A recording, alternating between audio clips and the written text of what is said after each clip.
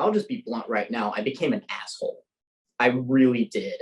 Just having, that pseudo hustlers entrepreneurship mindset. Like I would post like millionaire posts like on like my Snapchat or whatever, saying like, oh, like, just, the standard, fake entrepreneur BS. Like the friends that I had at the time who I lost because of my entrepreneur escapades, was because like I feel like they kind of knew that, and they're kind of like, hey, like don't like money isn't everything, man. And I just kind of chose to ignore them and say they're just going to be stuck in a 9 to 5 the rest of their life. Screw them, right? I don't need them because the Cydcor group had told me so.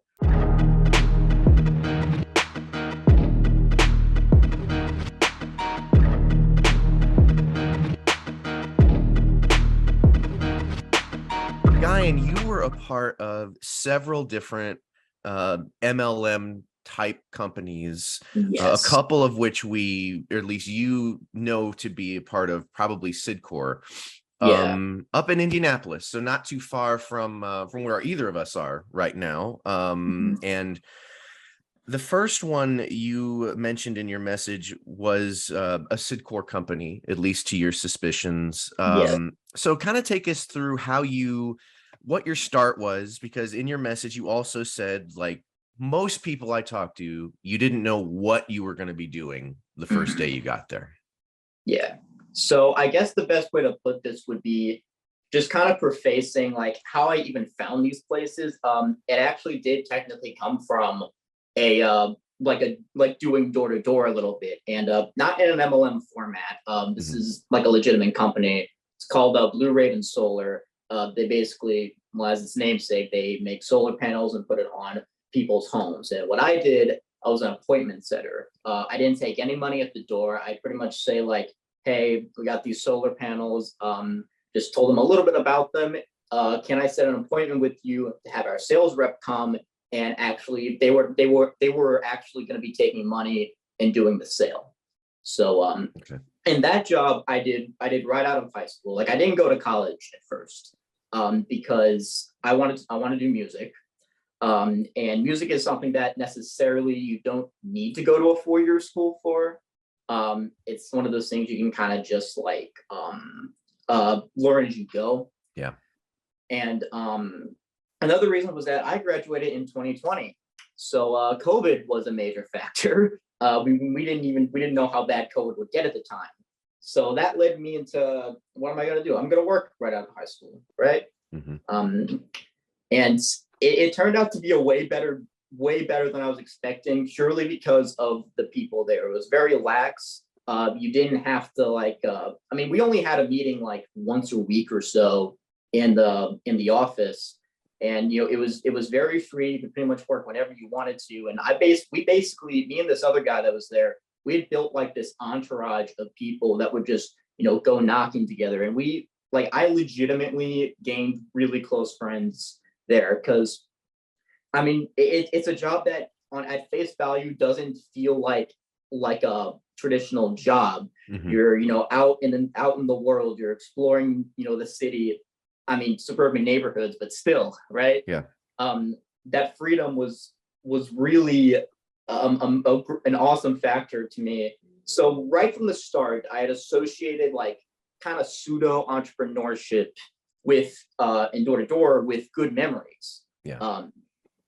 So I left that just because it wasn't really on bad terms or anything. It's just we were all kind of wanted to do something else, like collectively, my group of friends that I made there.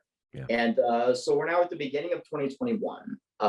My parents were divorced, actually, and my dad decided to quit paying my child supports. Without going too deep into it, that basically like he was the one that made all the money, so we didn't really have that much money going in. So at this point, it's like a wake up call for me. Like, okay, I got to make some money, because my mom isn't going to be able to, help me that much and support me.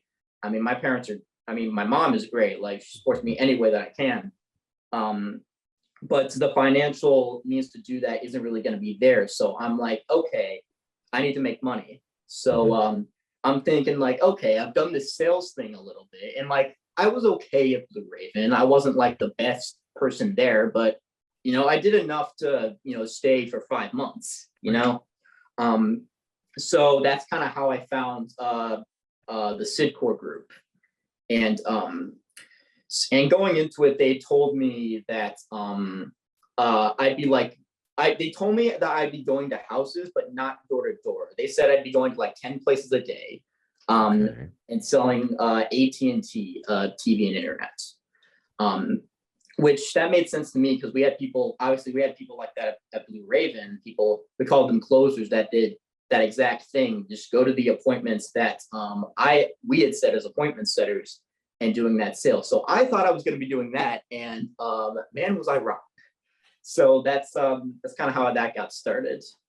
So you talk about a few of the characteristics of working at this place, the Cydcor office, essentially not, going out in the rain, not having an umbrella, having to go to team nights, group chats, going to manager's house, and that didn't exactly meet expectations of what you thought it was going to be. So how long were you with this first company? I was not with this first place very long. I was with there a few weeks, and I liked, obviously at the time, I liked the job. I really liked what I really liked about it at the time, of course, was just having just the people there. Like I'll say right now, like 95% of the people I've met at all of these places, awesome people, honestly. And that includes like owners and stuff. I know with like the brainwashing and stuff like that, like I don't blame that on any of those people and the companies themselves. I know that starts from the top and trickles down. So like, I mean, they're really the victims in all of this, I find. But I wasn't there very long just because, I mean, I couldn't really make any sales, honestly. I made like a few, but it's just something that's very difficult. And you're doing door to door, you're disrupting people's day.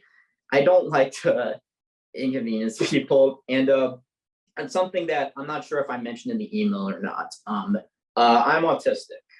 So, kind of social-ish jobs like that, pretty difficult for me, just having that communication. And I also have like anxiety issues. So even when I just have like, 4 no's or 5 no's, like, pretty small amount of no's by, sales standards, I kind of get in my head, like, what if I can't do this? And I guess I don't know, there's a hypocrisy there because like, they prey on people that have been going through stuff.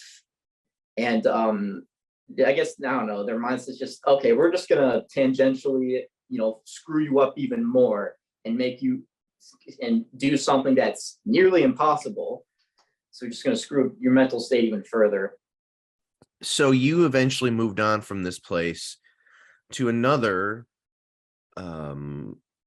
I guess we call it entity, operating out of Indianapolis, where your goal shifted from AT&T to donation collection or charities. Okay. And one of the first things you say about this place is, quote, "This entire network was completely built on lies." So can you tell us about, number one, how you found that place, and like, what were some of the lies that you recognized just by being at this new company? Okay. So before I really get into well, I'll say what the parent company is now. It's called Universal Events. And like they have a few different like charities that they work with. So I'll say right now, before even getting into this next place, what the Cydcor group had done. I may have only been there a few weeks, but the impact that it had really lasted. Like, I drank the Kool-Aid hard, and honestly, like, I'll just be blunt right now. I became an asshole. I really did. Just having, that pseudo hustlers entrepreneurship mindset. Like I would post like millionaire posts like on like my Snapchat or whatever, saying like, oh, like, just, the standard, fake entrepreneur BS. Yeah. like, screw those 9 to 5 people. You gotta hustle. You gotta have multiple sources of income or whatever. And I guess the thing that aggravates me more than anything about that is that, like, I was doing all that and saying all these things, but then wasn't even successful at these jobs, like if you're like making the sales, if you're being a leader, like, I mean, it still doesn't make you any less of a jerk, but at least you have, the results to back that stuff up. Sure. And I didn't even have that. So, and I think like the friends that I had at the time, who I lost because of my entrepreneur escapades, was because, like, I feel like they kind of knew that, and they're kind of like, hey, like, don't, like, money isn't everything, man. And I just kind of chose to ignore them and say they're just going to be stuck in a 9 to 5 the rest of their life. Screw them, right? I don't need them, because the Cydcor group had told me so, or at least they planted that sort of mindset in my mind. And then, like, my family didn't really support what I was doing either. They had kind of seen, like, everybody had kind of seen that change of mindset in me to be like this hustler. And yeah, they weren't happy with it. So I guess I don't know. You're probably wondering, like, why did I even keep doing these jobs? Because I mean, quitting like the Cydcor group was like it was tough for me, because I wasn't just like losing like a job, like a normal job, because you lose like one of these normal jobs, and like normally you just move on to the next thing. Like, it's cool, like, you're gonna make money, it'll be okay. But since I'd kind of like made friends, and like in like the Cydcor group, it became an emotional thing. It wasn't just losing a job, it was losing everything you'd been building up, and like basically losing that opportunity. And since, I mean, I didn't go to school or anything, so I mean, my mindset was just kind of, well, I don't really know what else I can do. I just keep doing these sales jobs, and I didn't want to work in a warehouse. I didn't want to do like food or retail. I mean, it's limited when you don't go to college. I mean, that's just what the thing is. And obviously, I completely stopped writing at this point. I pretty much become a completely different person. So I'm just like, okay, I'm just gonna keep doing these firms just until I get it right. I feel like that was really my only option that I could do, and that could just, like I knew, like, it was a culture thing, it was a family thing that these places had. So it's just like, okay, well, that's just gonna double as my work life and my social life, which I was already used to from Blue Raven anyways. Yeah. Right. So yeah, so getting into the universal events finally. Going there, I think I talked about a few of like the examples of lies that they would have. For example, I mentioned this. We have like this table. So the charity is called Stand for the Silence. The one that we worked with, it's focused on anti-bullying and suicide prevention. Obviously, a very touchy subject, and it would be very morally wrong if you lied about that in any sort of way, which they did. So like we had many things on this table that we would set up outside many different retailers, CVS, Walmart, like lots of different places, even restaurants like Jimmy John's, Qdoba, or whatever. We had a thermometer set up that would basically tell us like how close we were to hitting our goal and how much money we had made. And we were told to consistently lie about that. Like our goal, we'd set our goal to have like 1,000 in a day, which the bill was 400 for one person. And like we were told, like the further you get in your day, the more you gotta like reach that. So like at the end of the day, and you're at like, you say we've raised $900. Reality, you're probably at like 400 or 500 if you're like the average. Like be like, take us there, like we're so close now. You're so close. You just got to do $100, just as a way to like kind of wring more money out of people. Yeah. Another thing I mentioned rehashing, which I mean that's already a common trait in pseudo sales, pseudo entrepreneurs. I'm using that phrase a lot. just rehashing, and it's especially like morally wrong when you're doing charities like this, because it's like, I'm already donating some money here to help. I may not be a millionaire or anything like that, but any amount, it's still going to help the charity. I'm still doing a good thing. So it's like saying to them, being like, you're not doing enough. Why don't you go from $30 our field goal to $50 our slam dunk? Yeah. All our packages were based off of sports phrases for some reason. So you're not doing enough. Just give me a little bit more commission, okay? Obviously, they didn't tell us to say that, but that's kind of that's what it felt that's like. Basically what you're looking for, yeah. Yeah, every time it was people, like, you had to rehash every time, and every time I didn't rehash, either due to anxiety or because like I just didn't fucking want to, because it's wrong. Yeah. I'd get a little leader yelling at me. Well, not yelling at me, but saying like, yeah, just do that. I think I remember saying this to someone else I interviewed. The whole idea of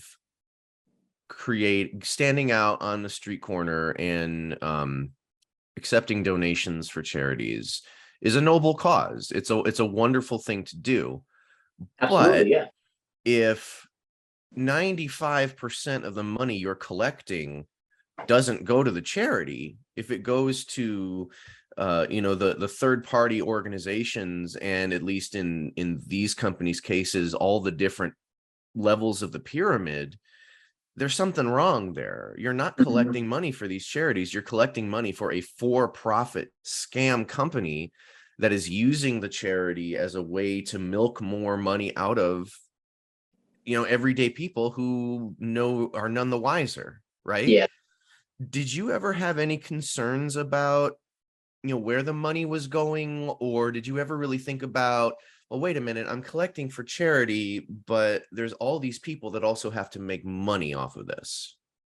I thought about it here and there, but it's the kind of thing where, since I was already brainwashed from Cydcor, and they're kind of, since it's like their system and most people don't do these places more than once, they're kind of dragging me down even further in the rabbit hole. Like, I think about it here and there, but it's not something that really, like, that I really ever asked anyone about. So, like, I mean, if we want to break this down, like, money wise, your average entry level rep it's 30% commission, and I believe that your team leader, or we had like 6 phases. We call the next phase junior account executive. They got 32% commission. So already, like, obviously not all of this is going to go to the charity.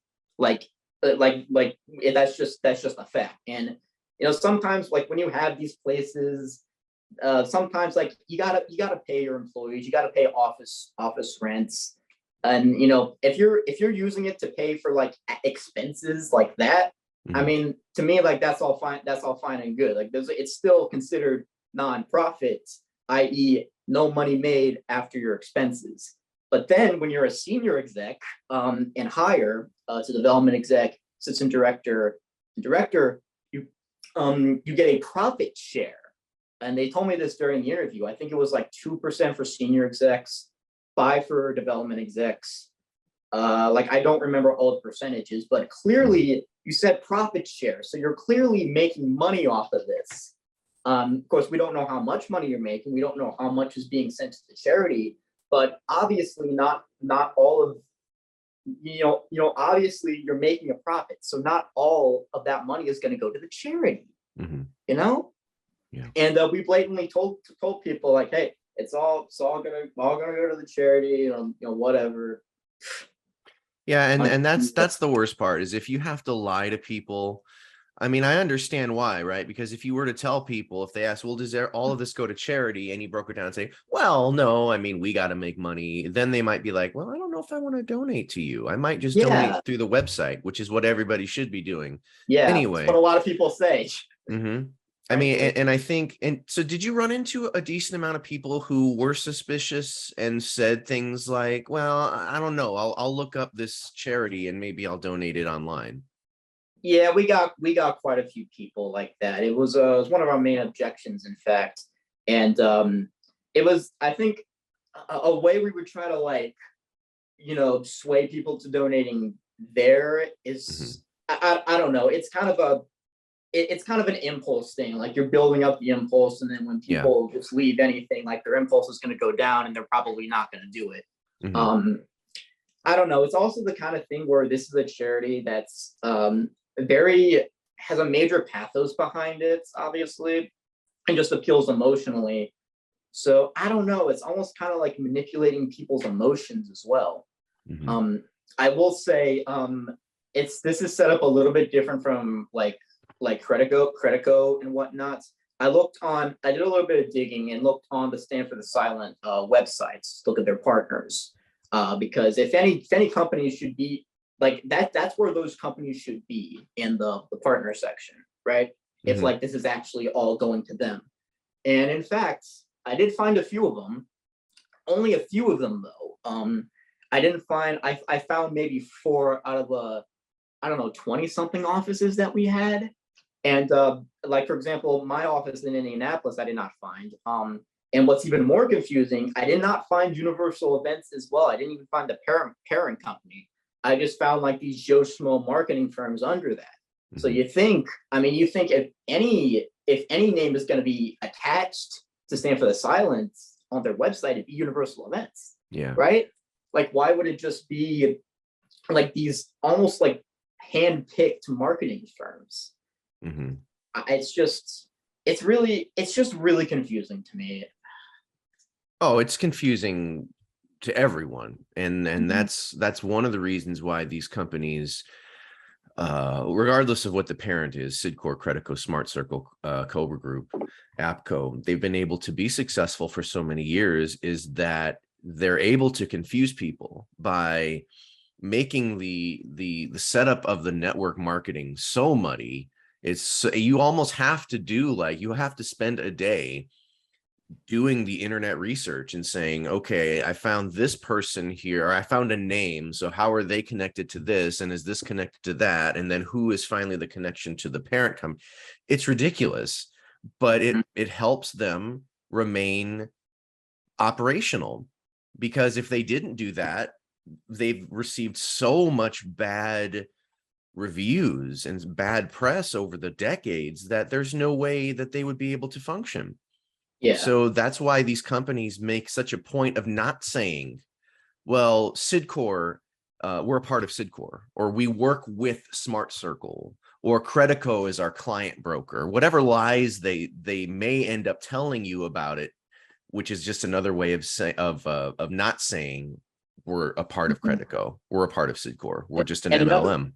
and another thing is that, these names are not like nationally known names. No. At least not in a positive way. Like, you can say, oh, we work with AT&T, we work with Verizon, Yeah. we're partnering with Walmart today. And Yeah. since those are names that people know, Right. so they're going to be more inclined to give money to that person. Yeah. Um, It lends to their credibility. Yeah. yeah. And that's what, especially when I was with Smart Circle, they really leaned on that. They said, well, we're working in Sam's Clubs and Costco's. If we weren't legitimate, Sam's Club and Costco wouldn't let us into the stores, which obviously means nothing, because Sam's Club and Costco are making money off of us. So whether we're legitimate or not, whether we're ruining people's lives or not, doesn't matter, because they get a Mhm. percentage of the profit.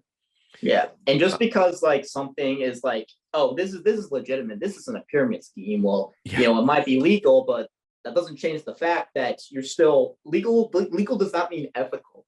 You're still Yep. ruining your employees' lives. You're still disturbing people. You're still inconveniencing everybody. Yep. Like, that doesn't just. And I think with the charities, like, it gives them a justification to do this horrible stuff. Like, okay, like, I'm doing this, good thing in theory, so Mhm. I can be an asshole, I can be a jerk all I want, because I'm doing charity work, right? Yeah. Right? Like, and like obviously like no, not how it works. When you were working for this subsidiary of Universal Events, you said that you actually decided to do a donation yourself, and that was just to ring the bell. So what made you, what kind of drove you to feeling like you had to do that? Well, you see, like that anxiety and that like awkwardness of me being autistic, which I told people at these companies, by the way, which I mean, they didn't really like, they didn't berate me for it, but they didn't exactly understand it either, if that makes any sense. Yeah. Like I guess what kind of led me to do that was that like this ran deep at this company specifically. Like it's the one I got the most emotionally attached to because it's something that like I can relate to. I was bullied and teased when I was a kid. Like I was suicidal at points in my life. So I felt like if I didn't do this, like I was not only letting myself down, but letting like other people that had been through those same situations that I was. Mm-hmm. And so like it was just something like I just had to do it. And at the time, like I was wanting to move out of my parents' place or my mom's place anyway, because like the lease on our place was ending, and Yeah. so like I knew like I had to stay here because if I didn't have a job or if they didn't get like if I didn't get like 30 days of pay stubs or whatever, like well then I'm just not gonna have a fucking place to live, you know? Yeah. So like it's just something that I felt was necessary, and I told myself I think the first time I did it was my second solo, which the first time it wasn't successful because I was at a Dollar General. We can talk about how my director used dollar stores in a second, but Sure. Yeah, I just kind of told myself like I can do this for now, you know, keep learning, keep practicing the systems. I'll get better at it, and then I won't need to do it anymore. But of course, this became a habit. I did this many times.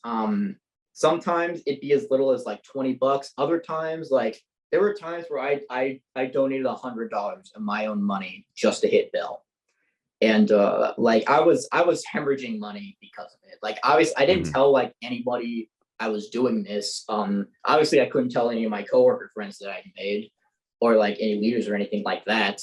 And I didn't want to tell my family either I was doing this because then Yeah. it's just like, well, then don't do that then because it's a dumb idea. You're wasting. Well, I mean, I'm not wasting money. I'm donating to them. But really, I don't know. Really, like when I look back on it now, it's like I was feeding into that system even more. Yeah. I must have donated like probably like $400, $500 overall. It was a lot of money. And like when I finally did like get a place of my own, like I barely had enough for like to pay the security deposit, which wasn't even a full deposit. It was like $250. Mm-hmm. So like it was like it was really hard for me in the later portions of in like in the later weeks of Universal Events when I was a leader, which I had said the only reason I actually got promoted to leadership was because I had done that. Yeah. I mean, you bring up, and you're not the only one. It sickens me to have to listen to so many talented and young individuals like you. I mean, I'm in my late 30s, so I'm older than most everyone I talk to by a bit. And you're 20. I talk to people in their early 20s who deal with this, their teens when they deal with this, and it just sickens me to see how many young people feel like this is how working is supposed to be, working 80 hours a week and making $100 and putting in all this sweat and blood and passion and work ethic and not even be able to afford to live anywhere. And I know that the seeds of this go far beyond Cydcor, Credico, and Smart Circle. This is a systemic issue. Mm-hmm. Decades and generations of people have put in policies and put in systems to keep this younger generation and my generation when I was younger and still to this day, essentially financially enslaved. Mhm. That's a non-debatable fact. So it's horrible to see those types of things, Yeah. and The to reason hear. there's Go a ahead. reason like there's a reason they find people like, like you're never gonna see a person over the age of 30 working at these Mhm. companies because It's rare. Yeah. they know better. Like I think like they want to target, those young people because like they're not gonna know any better. They think this is just like what working's like. And especially for me, fresh out of high school at the time, Mhm. like I guess part of it was that I mentioned that I'd become a bit of a jerk. Well, a bit is an understatement. But I guess it was like the arrogance too. Like I liked being able to say, I'm 19 years old and I work at a marketing firm where I get to wear a blazer and tie every day. You know, like Yeah. I'm gonna, by the time I can, like, I'll be able to own my own office before I can legally buy alcohol.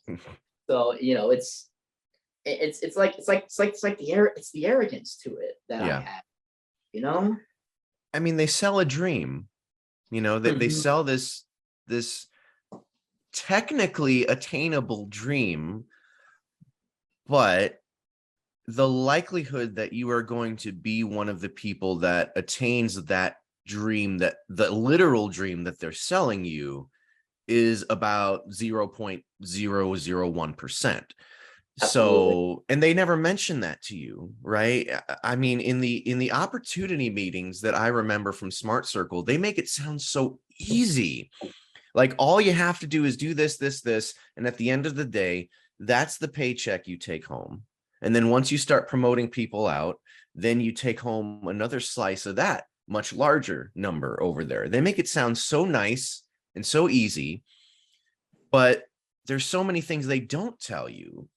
There's so many things over the past 4 years I've learned that I didn't know about these companies. The primary one being obviously that once you get to owner, no, it's not you kick your feet up and the money just comes in. You Mhm. usually work harder and make less money as an owner than Yeah. you do as a rep, which they don't tell you. Mhm. And I think that's what bothers me the most about all of this. And this is something that I didn't know until I watched your documentary. That like, I mean, like I said before, like it's like they sell this idea of like being an entrepreneur when like really when you get to ownership, it's like you're still an employee. Yeah. You're still, you're still under people. And it's like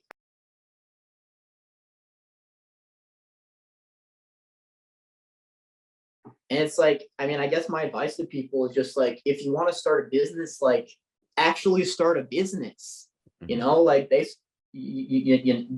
like don't do like these, marketing companies because Yeah. it's not even going to be that. The I don't the know. It's quote just, the quote I've heard from several people is that nobody can hire you to be an entrepreneur, which is Mhm. true. But for some reason, we get so lost in the blizzard of words and nonsense that these companies feed us that we forget that. And Yeah. we just start thinking, well, they must have figured it out. Now they're a good company who's trying to expand the opportunities to this many people, which is just Mhm. not true. And you're exactly right. If there's someone over you, you're not an entrepreneur. You do not own your Absolutely own not. business. So the difference between any of these people that are owners in Cydcor, Credico, and Smart Circle, and myself, who is an actual business owner, I own my own production Yes. company, is that I get to make the decisions. I get to decide where this money goes. I get to decide what clients we want to pick up if we want to do any other videos. I get to decide what videos we want to make. Mhm. And with Cydcor, Credico, Smart Circle, you're going to go to this location, you're going to sell this product, you're going to collect for this charity. And if you question that narrative, they can shut you down. Mhm. That's not entrepreneurship. Yeah, you're a glorified manager, basically. And the Yep. thing is, those owners are gonna look down on you, someone who I guarantee is a lot more successful and happy than they'll ever be, because they get to wear a suit and tie to work every day. And that's that's really sad, but that's just what it is. Even if they're making like, I mean, 75K to 80K at the best of times, like, I mean, when you really break it down, and when you really think about how much they teach you to build yourself up, and like think like, oh, you're gonna like millionaire mindset basically. Yeah. 75 to 80K like isn't even really that much money. No. It's not. Like, my dad is a fucking concrete paving superintendent. He's in construction and he makes over twice that. Good for him. It's so, and I mean, running your own business, like, you're probably going to make a lot more money. You have the potential to at least to make a lot more money than that. Sure. And not just running your own business, but so many opportunities, like, especially today, we've seen a drastic shift in the work, in the work world the past couple of years. We're finally realizing, hey, we don't want to make $8 an hour. Screw you, 15 at minimum. Yeah. And ideally, the other professions will, I think maybe naively, we're thinking, oh, so that means people that were making 15 before are going to be making like 25 and 30 now. We're not quite there yet, but maybe we keep going. But I mean, I'm an educator.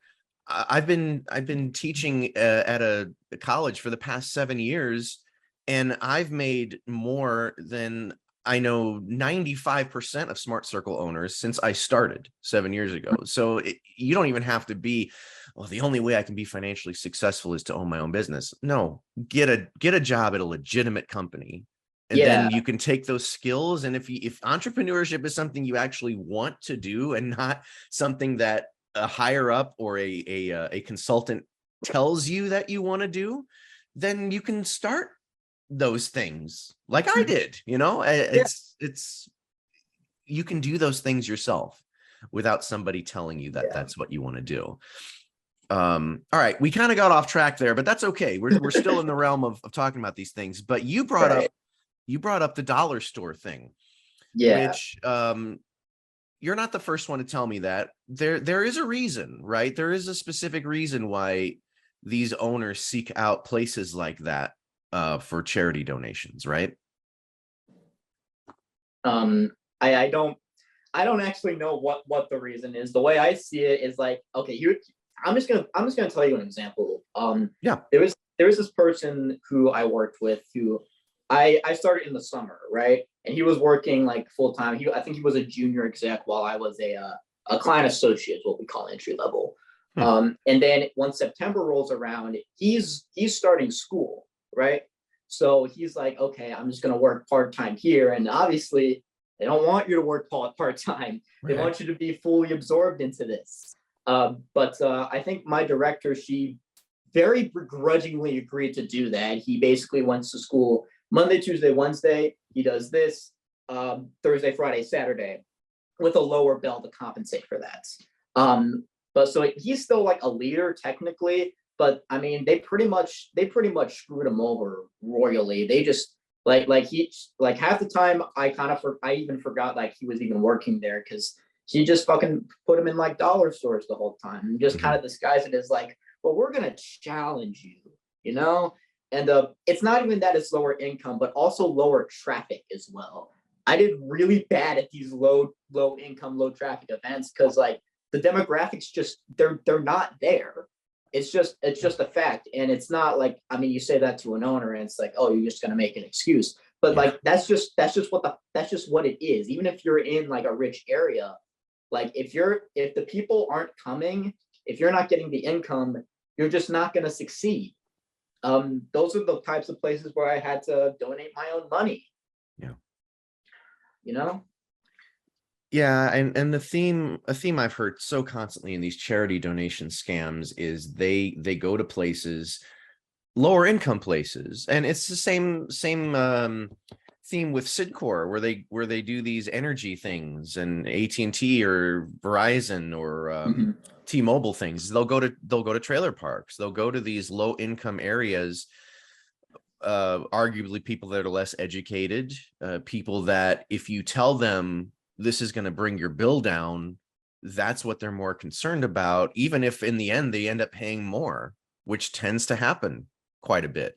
Same with the charity thing. You're gonna tug on people's heartstrings in these low income areas. Yeah. And a lot of times you can be successful with that. Yeah. And I remember I was in downtown Indianapolis a few months ago. I was in the Circle, Mhm. and I noticed there were these two people.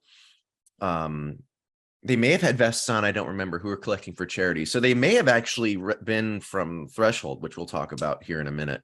I honestly don't remember. What charity were they? Do you Oh my remember? gosh. I don't know. It was a charity I don't think I'd ever heard of before. Okay, probably wasn't Threshold because they're the Humane Society. Okay. But Did you work for anyone that collected for DARE? no. Okay. It was either DARE or a charity I never heard of. I honestly don't remember. For some reason, DARE is in my head, but that might be for something else. But I knew exactly what they were doing. They five-stepped me. This girl five-stepped me perfectly. She said something like, hey, you with the awesome hair or the cool hair, but I was already prepared for it. I knew what she was doing. Yep. And I think we talked for about 25 minutes about the slave circle. About I told her early on. Oh, actually, I didn't tell her early on. I eventually told her I'm not going to donate today, but I just let her do the spiel because I wanted to confirm. Short story. There's the close. Oh, I see what you're doing. Emotional manipulation. You're trying to qualify me because you're doing the whole, it sounds like, we're doing a good thing here, right? Or that sounds like a good idea, right? Of course you're going to say right, because you're not going to say no to raising money for needy children. You're not going to say no to raising money to help abused animals. It makes you sound like a jerk, right? Right.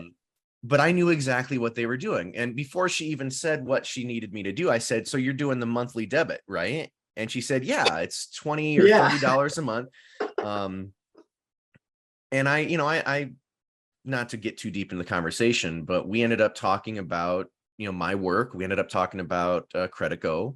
And I think they were from, I asked them, where are you guys from? And it wasn't any place local. At least that's what they said. So I said, so that you just kind of travel everywhere and collect money for these charities? And they were like, yeah. And I'm like, so what's the larger opportunity?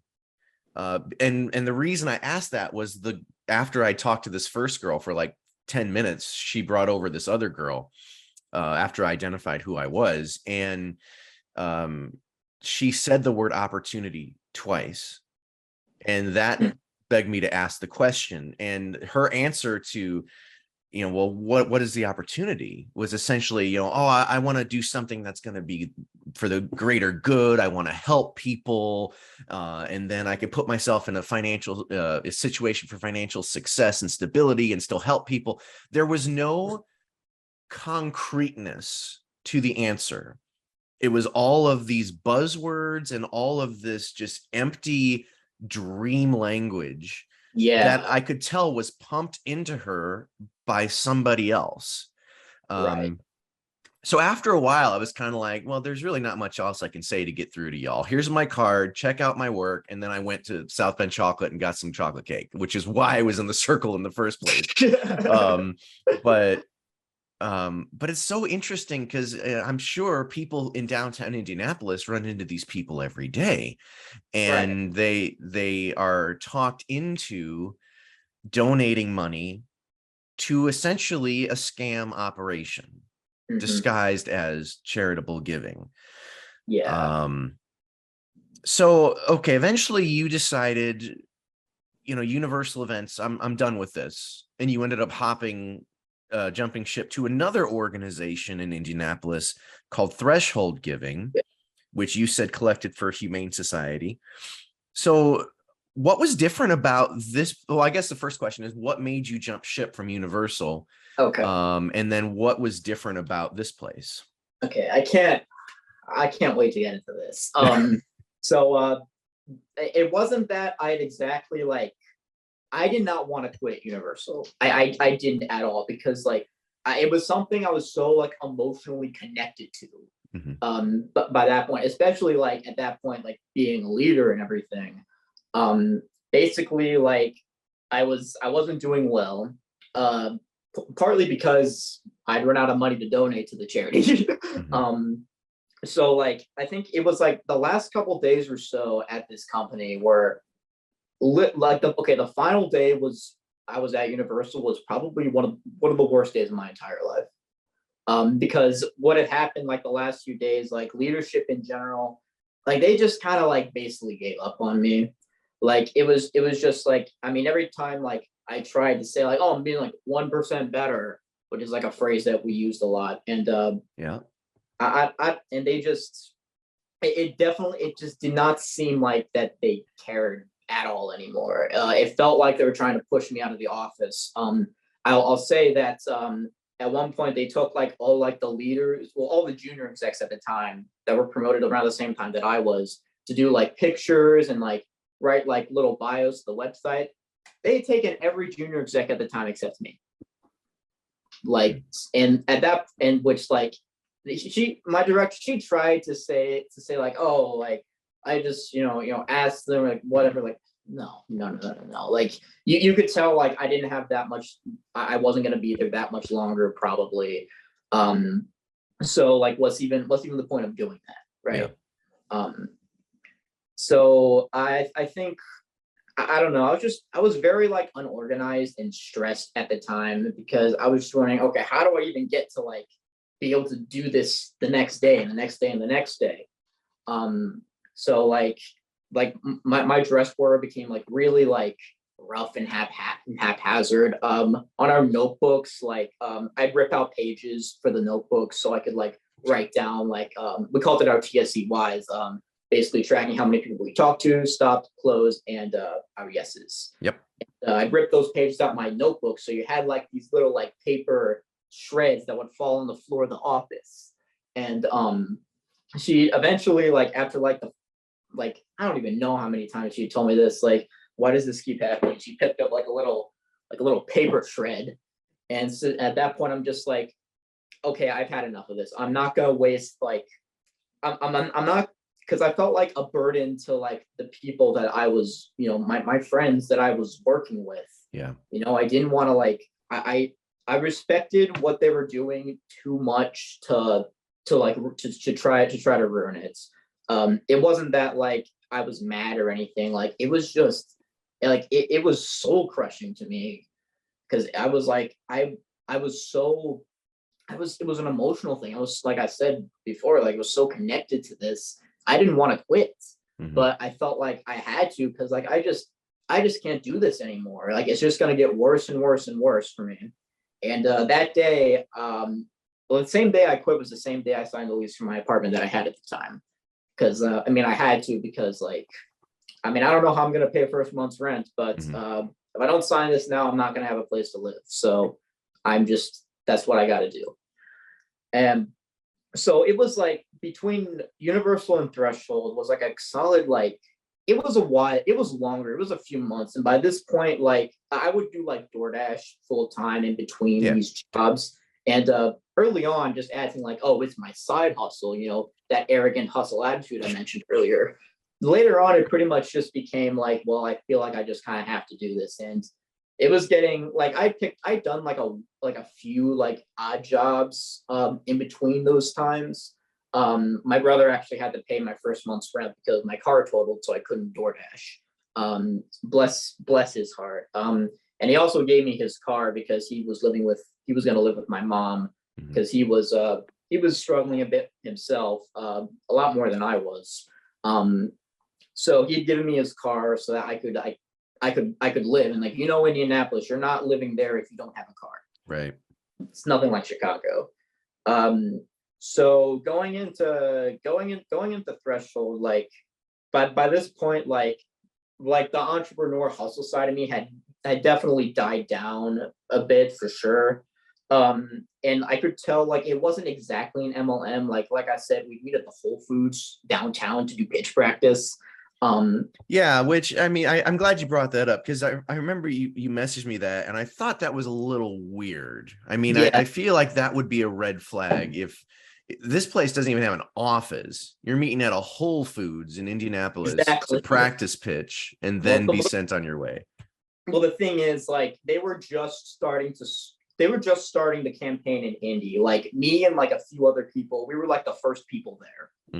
So I think maybe it was just that they didn't have an office secured yet. But to be quite honest, I wouldn't be surprised if they're still meeting at that Whole Foods now, 7-8 months later.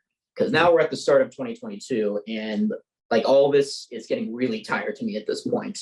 But again, same thing I mentioned before, it's a culture thing. I feel like I have to do this. So the donation expectations for Threshold was a little bit different than Universal, and it kind of sounds more similar to Credico than Universal did. Can you tell us a little bit about that?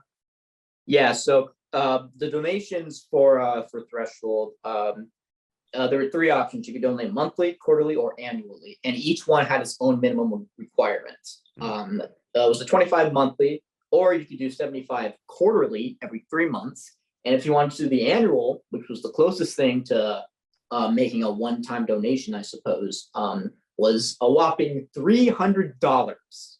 And believe it or not, there were people that did that. I mean, one positive thing I will say about how Threshold worked was that we did not go to bad areas. Well, we did not go to low income areas. We were in downtown. We were in like Fishers, Carmel, the rich suburbs of Indianapolis. Yeah. The Keystone Mall, the 1%er Mall. Yeah. Like, I mean, they definitely knew how to scout out places that had the demographics there, to succeed. And even in areas that were a little worse, like say like Fountain Square was still a gentrified young area that had people that cared about this stuff. Sure. So that is one positive thing that I'll say. You mentioned Keystone Mall in your message too.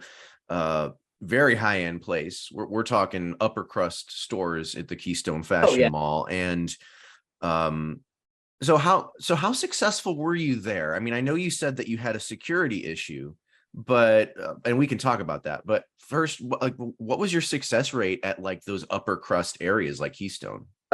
Generally, I was better at doing the door-to-door stuff than the street stuff. I was more like genuinely successful there than some of the other places. Just because, I mean, cumulatively, I've had like a year of sales experience at that point. So like, I mean, I did just from doing it a lot, like I kind of knew what I was doing a little bit more.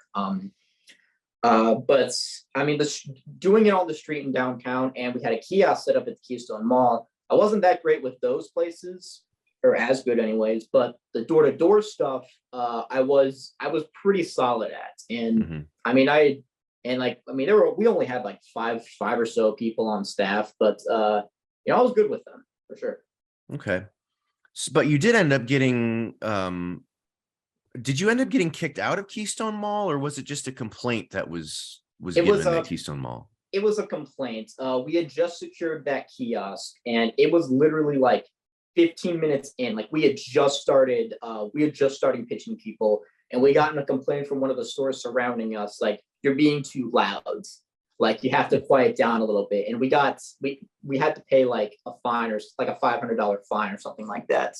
I don't know if they've paid that fine yet. To my knowledge, like, I don't know if they paid the fine yet or not, but I know that my leader that was there at the time is just like, we kind of tried to be quieter at first, and then she is just like, I'm gonna canvas people. I'm just gonna be loud again. I've been to Keystone Mall, and on like a busy day and on a quiet day, and I can't imagine how, like, what you would have to do. You'd have to be really obnoxious to get like a noise complaint. Yes. Like I can't imagine that. And it happened so fast too. Like, it was literally the first day we were there. That was our first impression to this mall, which is pretty ridiculous. If I do say so myself. You spent a decent amount of time jumping from these companies, but now you're out. You moved out of Indy. You're now up in Chicago, closer to where I'm from. So what was the deciding factor to get you out of these companies, since it seemed like for a while you were essentially seeking out these types of network marketing companies? That's absolutely true. I was actively seeking these places out. By the time I'd gotten out of the Cydcor group, it was just the kind of thing where like I was I was tired of the same stuff like happening to me. Like I knew that I've been doing this for like almost a year now. Like I gotta stop this. Like I feel like I just kind of become a completely different person. And I lost some of my friends from high school due to all this. And even like my family, like by the time I started Threshold, when I wasn't like as big of a entrepreneurial quote unquote jerk at that point, um I mean, I was having a better relationship with them. But for my mental state, you do this so many times and you fail at it so many times, like it screws with your mental state so hard. And I was just like I'm done. Like I have to do something else. But I mean, if I'm gonna stop doing these companies, like I have to go big or go home. Like I need to get back into the music thing, into the audio thing, because I had not written anything in like a year and a half or so. So that's kind of what led me to wanting to move to Chicago, because I knew I wasn't really losing that much in Indianapolis. So, and I'm really thankful. I'm forever grateful that I did not stick with it and become a director. And I'm especially thankful that like I'm young enough to where I can still screw up, and people are gonna be like, he's just finding his way. Yeah. He's 20 years old. So I ended up about 6 months or so after quitting Threshold is when I moved to Chicago to go back to school. During that time, I just worked at a moving company, a simple job that I'm not going to get that emotionally attached to. That I enjoyed well enough. Like it was okay. It made me money. It gave me security, because I wasn't quitting these jobs every month or every Right. 1 to 2 months. And it was just, I mean, I was still pretty unhappy, but like I knew like better times were going to be coming. Yeah. And moving to Chicago, like I'm getting back into writing, and I started school at the time of recording this just a few days ago. And I mean, I'm meeting people now that share the same passions, making new friends, really getting in touch with my creativity again. And I'll tell you this, what the stuff that I'm writing about, because I want to be like an artist, is about these companies. Like pretty like Cool. Yeah, pretty like directly. So I'm at like I want to help take these places down. Like I want to take down like that corporate, the corporate mindsets that these people have. And it's just type of thing where I gotta turn lemon into lemonade and really do that. And I'll say, when I saw your documentary, like I mean, that was mainly really the deciding factor. Like that made me, before, like I was kind of like upset, a little bit sad, a little bit upset, like mainly with Universal, because like I mean, that was the one I was at the longest. It's the one that connected with me personally the most. Like I still, even to this day, like I still kind of like go on their website sometimes.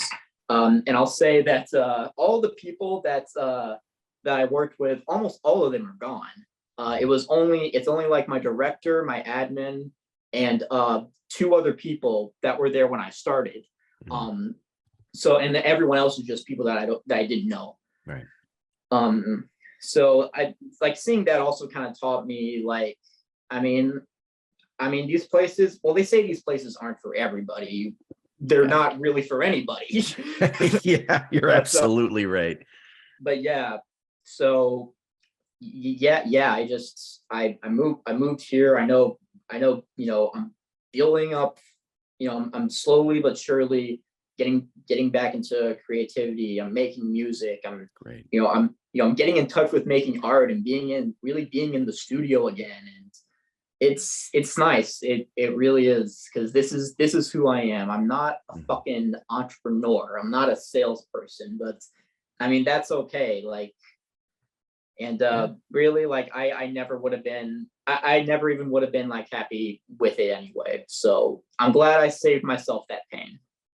Definitely. And something you said, which I think needs to be the mantra of anybody who finds themselves in these companies and wants to get out: better times will be coming. And that's so true, because I remember when I left Smart Circle, it was relief. I was relieved to be done with it, even though I was unemployed. And I didn't have, at least right that moment, I didn't have anything set up. And I didn't know where my life was going to go. I had spent 15 months in this realm of, I'm going to be my own business owner. I'm going to be making six figures. I'll be able to pay off my student loans early, and all these pipe dreams sent back to, well, that's gone. I'm kind of back to square one, but better times will be coming. And that's absolutely true. I mean, I look at my life now, 8 years almost free from Smart Circle. If I could go back in time and tell myself 8 years ago, it's going to be okay, dude, you can get out. just get out. It's going to be okay. And I wish people could get to that point. And I know it's hard, especially with the brainwashing and the indoctrination and just the psychological and emotional manipulation that these companies knowingly do to people. It's so difficult to be able to say leaving this company is a good thing, and I can find other opportunities out there. And I'm so glad you were able to get out. I'm so glad that that you're back in school now, and that you're doing something that you like and that you want to do. Yeah, I actually like, and not, people say that people say that I like. Yeah, and you're establishing social connections based on similar interests, not a forced environment. That something I do want to mention is that I mean, when I hear like people building like a team and stuff like that, that's kind of what I look back on is like, did these people even want to like know me, or did they just want to use me to like advance their career? Looking back on your 19-year-old self, talking to the 19-year-old or the 20-year-old who might find this video and might find themselves in a similar position as you, like, what advice do you have for them? What things would you look out for if you had to go back and do this again? What questions would you ask? Like, what would you examine a little bit differently than you did? Well, something I would say right off the bat is that if something it seems like it's too good to be true, then it probably is too good to be true. If you have any questions like in your mind at all, if there's even like an inkling of doubt, like, don't like, be relentless with your questions. Don't let them, sidestep the conversation. Like, you're doing this job to support yourself, and they're framing it in a way that this could be a career that lasts your life. You need to know everything like right then and there. Because then, I mean, if you don't, you're just gonna be stuck. Like, I mean, always like, I mean, trust yourself. Trust the people that have known you, for months, for years, more than the people that met you that day and are trying to cheat, and they're trying to talk to you in the same way that they talk to a stranger at the door, right?